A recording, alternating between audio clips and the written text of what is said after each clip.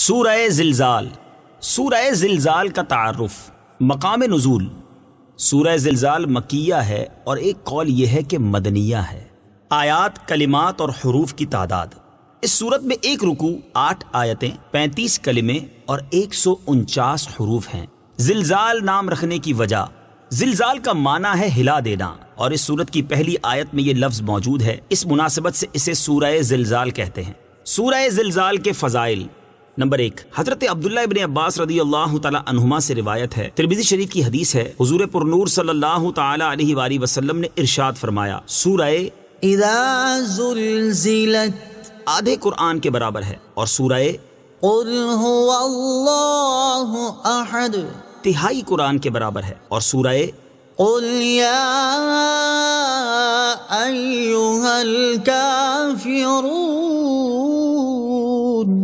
چوتھائی قرآن کے برابر ہے۔ نمبر 2، حضرت انس بن مالک رضی اللہ تعالی عنہ سے روایت ہے، ترمذی شریف کی حدیث ہے، رسول اللہ صلی اللہ تعالی علیہ وآلہ وسلم نے ارشاد فرمایا، جو سورہ زلزال پڑھے تو یہ اس کے لیے نصف قرآن کے برابر ہوگی، جو سورہ کافرون پڑھے تو یہ اس کے لیے چوتھائی قرآن کے برابر، اور سورہ اخلاص کا پڑھنا تہائی قرآن پاک کی تلاوت کرنے کے برابر ہے۔ سورہ زلزال کے مضامین۔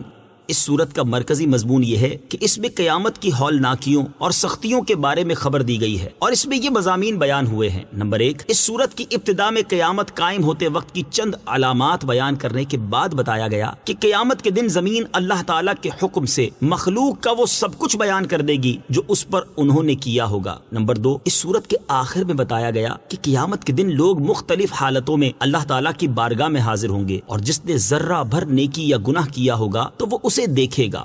سورہ بینہ کے ساتھ مناسبت۔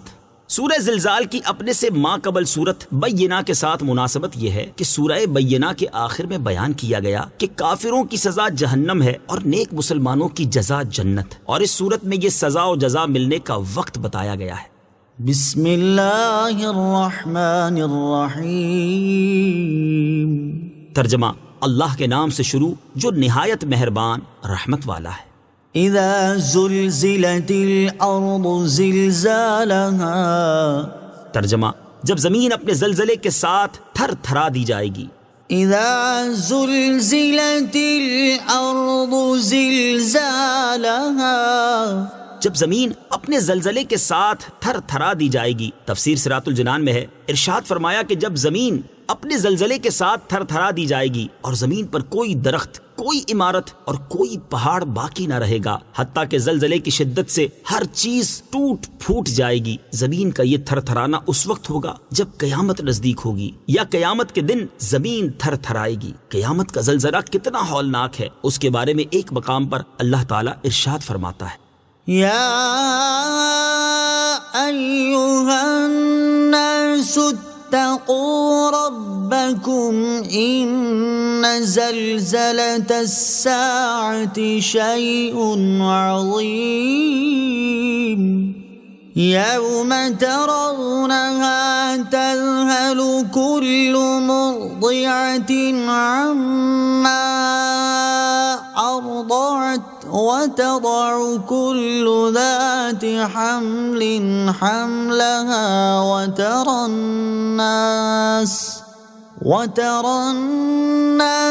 سكارى وما هم بسكارى ولكن عذاب الله شديد۔ ترجمہ، اے لوگو اپنے رب سے ڈرو، بے شک قیامت کا زلزلہ بہت بڑی چیز ہے۔ جس دن تم اسے دیکھو گے تو یہ حالت ہوگی کہ ہر دودھ پلانے والی اپنے دودھ پیتے بچے کو بھول جائے گی، اور ہر حمل والی اپنا حمل ڈال دے گی، اور تو لوگوں کو دیکھے گا جیسے نشے میں ہیں، حالانکہ وہ نشے میں نہیں ہوں گے، لیکن ہے یہ کہ اللہ کا عذاب بڑا شدید ہے۔ وَأَخْرَجَتِ الْأَرْضُ أَثْقَالَهَا وَقَالَ الْإِنسَانُ مَا لَهَا۔ ترجمہ، اور زمین اپنے بوجھ باہر پھینک دے گی اور آدمی کہے گا اسے کیا ہوا۔ وَأَخْرَجَتِ الْأَرْضُ أَثْقَالَهَا، اور زمین اپنے بوجھ باہر پھینک دے گی۔ تفسیر صراط الجنان میں ہے، یعنی جب زمین اپنے اندر موجود خزانے اور مردے سب نکال کر باہر پھینک دے گی، یاد رہے انسان اور جنات بوجھ والے وجود ہیں، جب تک زمین کے اوپر موجود ہیں تو وہ زمین پر بوجھ ہیں، اور جب زمین کے اندر ہوں تو زمین کے لیے بوجھ ہیں۔ اسی وجہ سے انسانوں اور جنات کو ثقلین کہا جاتا ہے، کیونکہ یہ مردہ ہوں یا زندہ زمین ان کا بوجھ اٹھاتی ہے۔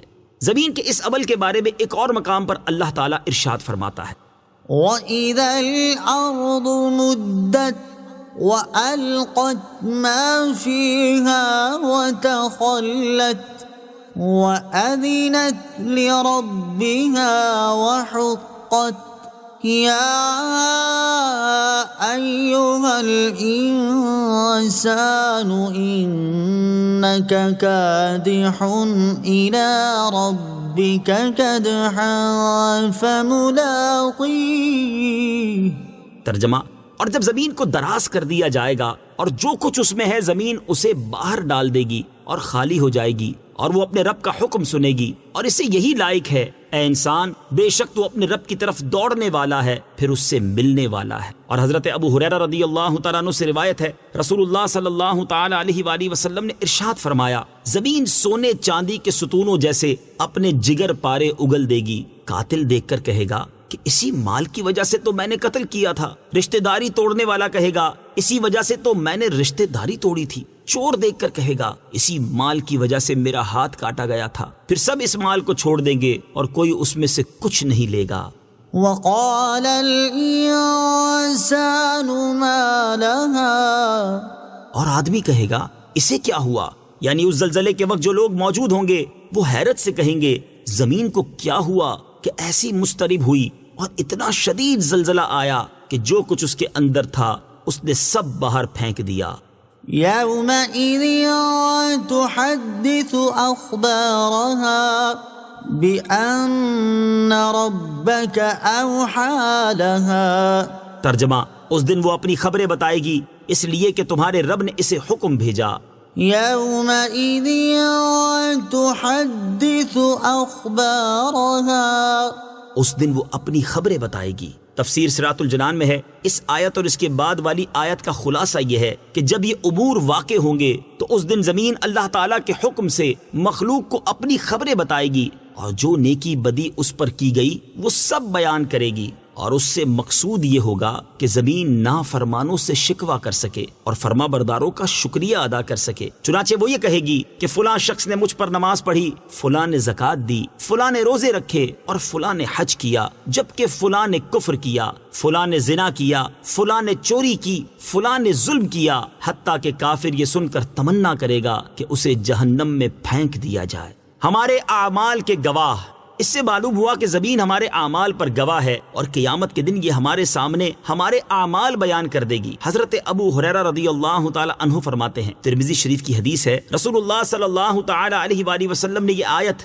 يَوْمَئِذٍ تُحَدِّثُ أَخْبَارَهَا تلاوت فرمائی، پھر ارشاد فرمایا، تم جانتے ہو کہ اس زمین کی خبریں کیا ہیں؟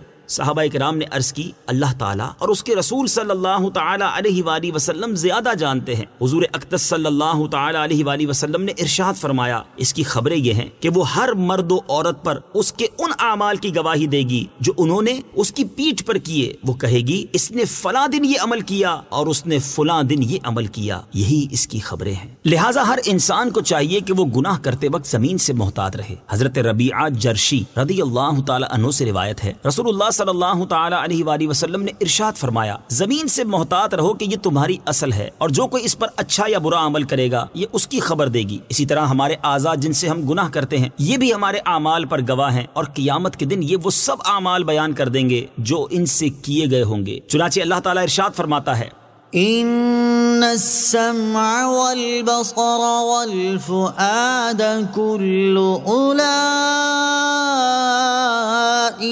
كَانَ عَنْهُ مَسْئُولًا۔